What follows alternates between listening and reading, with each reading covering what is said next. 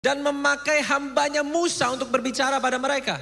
Moses God used to give them the laws. Musa Tuhan pakai untuk memberikan perintah-perintah Tuhan kepada bangsa But Israel. right there in the book of Deuteronomy, Dan di sana di kitab Ulangan, God used Moses to teach them the law.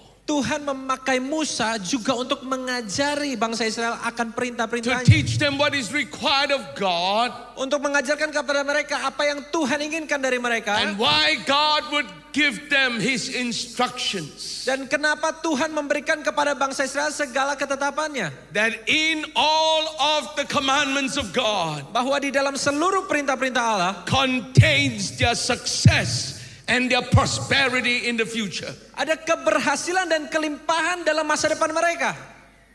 God has a word for you tonight. Dan malam hari ini Tuhan punya firman-Nya bagi setiap kita. Found in the book of Deuteronomy chapter 1. Di kitab Ulangan pasal yang pertama, And I want you to read starting from verse 6. dan kita akan baca sama-sama dari ayat yang ke-6. When God speaks to us, Ketika Tuhan berbicara pada kita, it is a word for the now, itu adalah this time.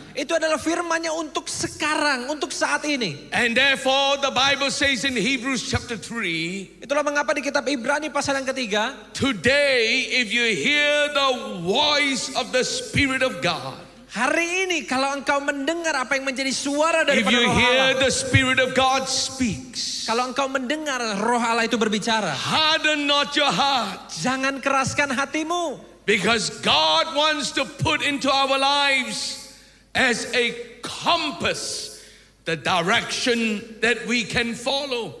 Karena Tuhan sedang memberikan dalam hati kita seperti suatu kompas yang akan membawa kita, mengajarkan kepada kita arah kemana kita harus pergi. It is the word of God that will guide us. Itu adalah firman Allah yang akan menuntun setiap It kita. is the word of God that will reveal the way that we are to walk. Itu adalah firman Allah yang akan menyatakan pada kita